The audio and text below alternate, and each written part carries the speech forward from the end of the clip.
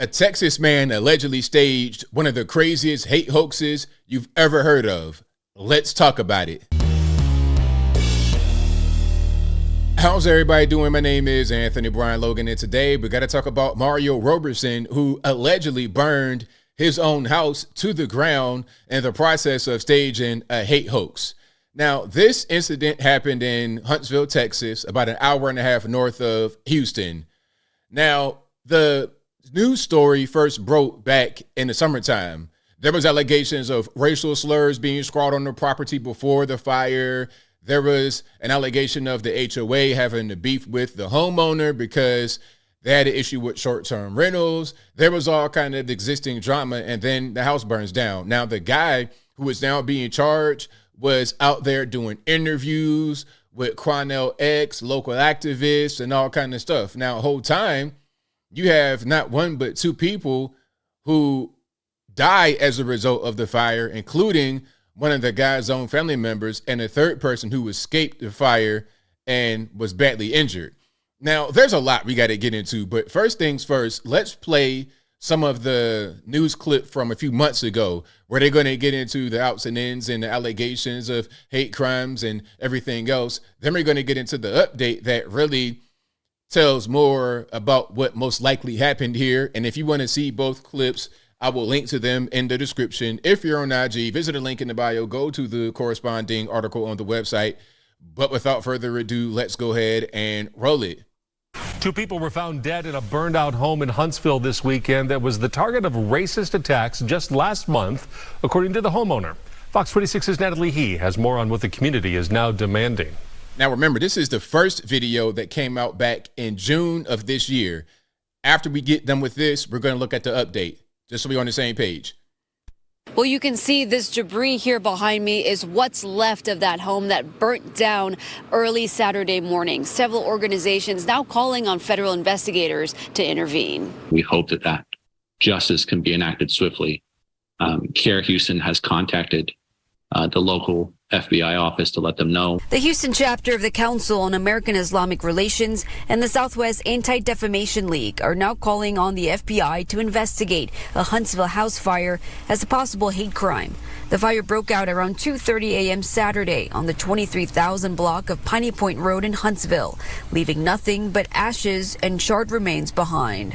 Authorities say two people were found dead, but the homeowner, Mario Roberson, said his home in the Waterwood neighborhood was not being rented out at the time. Neither victim has been publicly identified. Okay, so the question is, if the home was not being rented out at the time, do we have squatters?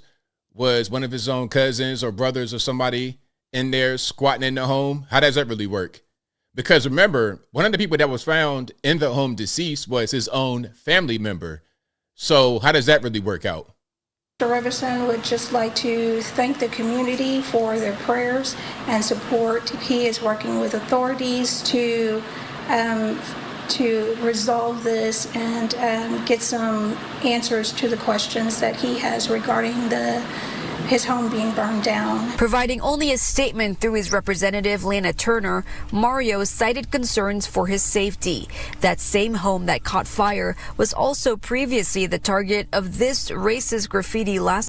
So you see what it says right here. It says, "We don't like your kind," in graffiti. And usually when I see things like this, it's a hoax. In 2023, now, if you were to show me this back in the early 1900s or before, okay, but 2023, is this really happening? No, not really. Could it happen? Sure. But it's to the point now, whenever I see something like this, it's a hoax. So if it does happen, I'm automatically not going to believe it, but I'm getting ahead of myself. Last month, the spray painted message said, "We don't like your kind." Some graffiti, which is racist graffiti that was left on his home. And from that, we have a lot of concerns over the possibility that this is a hate-targeted arson, a targeted arson attack with hate-filled motives. I got a question, though. I mean, does it even matter if this was an actual arson by somebody else and you have two people deceased and one person badly injured? does it really matter if it's also a hate crime on top of that? Because the arson plus the two, deceased people, that should be enough to get life in the penitentiary or the rope. So I don't understand what the hate crime is really going to do to enhance it beyond what the punishment would be. Mario says in a separate incident 2 weeks later, he was nearly shot while in another home in the same neighborhood. Mario says the bullet barely missed him. The homeowner said in a recent interview that his window was shot out. So very concerning signs that this is possibly a hate-filled motive behind this arson. And that's left 2 people dead. Our calls to investigators Sunday regarding the fire went unanswered. Okay, so that's the backstory. This video, again, came out in June of this year, if I'm not mistaken. Let me make sure, June 11th this year. Now, let's go to today. You see the headline here. Huntsville homeowner who alleged a hate crime at his property charged with arson. And remember, you have 2 people deceased, including one of his own family members, and a third person badly injured, a person who escaped the fire. But he says nobody was renting the home at the time. How does that really make any sense if you got 3 people injured, 2 of them deceased? 5 months ago, a homeowner crying in front of our camera after a deadly fire on his property in Huntsville. Well, now he's charged in the case. 2 men were killed and 1 badly burned when Mario Roberson's home went up in flames back in June. A grand jury indicted Roberson with felony arson this morning. Reporter Micah Hatfield with video from the night of the fire you'll only see on 13, Micah. Eric and Gina, the felony arson charge here in San Jacinto County is just a piece of this investigation. We also know that the FBI is looking into what happened the morning of June 10th. We broke the news over the phone today to Mario Roberson about the charge. He denied any wrongdoing and still says that he's the victim here. The same man who sat down with ABC 13 the day his home in Huntsville burned down back in June. Racism, power, hungriness, money has gotten us to this place. Is now the same man charged with first-degree felony arson, a charge that will land him behind bars for 5 to 99 years if he's found guilty. Mario Roberson's home in the Waterwood neighborhood burst into flames on June 10th. That's almost 1 month after he told ABC 13 that his home was tagged with racist graffiti. People are being terrible because of the hatred in their heart. 2 men were killed in the fire, including one of his relatives. Another escaped the home on fire, according to neighbors. Wow. Drove away. Escaping the home on fire? Man, that's crazy. And if the neighbors, this appears to be a pretty wide open space. You're in a small town. The houses are not close together. If the neighbors saw something like that, they probably saw a lot more that we're not being told about right now, including possibly this man who's on camera talking about his racism and money. They may have seen him spray painting his own house. They may have seen him pouring down accelerant to light the home on fire, allegedly, perhaps, potentially. If they saw the man exit the home on fire, maybe they saw who set the fire. But crashed in a ditch. San Jacinto County Sheriff's deputies found him. I stepped in some gas. I burned up. Who stepped in the gas? I did. Well, who lit it on fire? The big guy. And he made a confession. Tell me the truth. What happened? I'm telling you from Houston. This dude, he told me, bring him out here to Huntsville. All right. He said somebody supposed to do a number job on something. A numbers job, according to law enforcement, is often used to refer to insurance fraud. Whoever do it, he know the man with the house. A number job or something. That's all I know. Authorities tell ABC 13 that evidence collected over the course of the almost 6-month investigation will shed light on some of the public claims made by Roberson. We broke the news to him about the charge. So, okay, let's say this.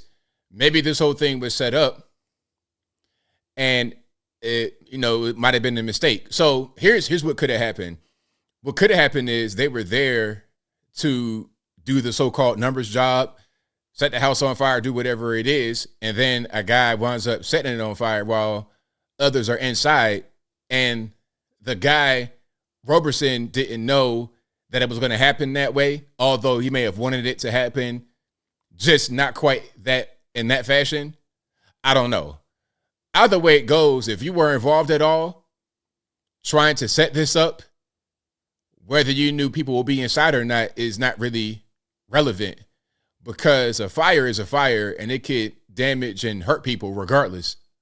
Hours after the grand jury's decision, they ended up indicting you on a count of felony arson. And he denied all of the claims. We dug into Roberson's background and found several civil lawsuits filed against him in both Oklahoma and Texas, most regarding money.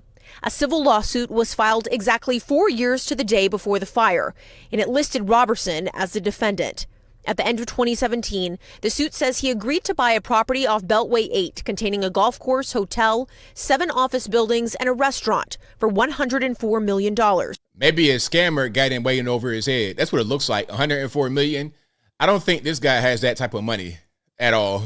So this could be a scammer who just did something that he didn't really anticipate going that particular direction. That's 13 years after records show he filed for bankruptcy. Right. The lawsuit claims Roberson showed up to a title company's office in June of 2018 with what he claimed was $1 million in cash in briefcases for a purchase and sale agreement. Cash the plaintiff believes never existed. After years in court, ultimately the suit was dismissed. Roberson has not been taken into custody at this. So that's it. That's what's going on. We have what looks like a hate hoax. And unfortunately, this took the lives of 2 people. One almost lost his life. And maybe the motivation was not necessarily to get attention, was not to get sympathy. Maybe it was all about money. I'm telling you, the money, that's the driving force behind a lot of evil in this world. But as I close, I want to say this. There are actual hate crimes that happen. There are actual people that have their homes burnt up and they didn't do it themselves. Arson really does happen, and it's not a thing that is arranged by the people that own the house. Like somebody might really burn up a property, a house or a retail facility. These things do happen. But when you keep seeing stuff like this over and over again, whenever you hear about a thing like this happening and people want you to believe that it's true and it's not a hoax, you're going to have a hard time doing it. Really unfortunate, but I think I'll leave that right there for now. And what say you? What's your take on what happened here with the fire? You think it was a hoax, not a hoax?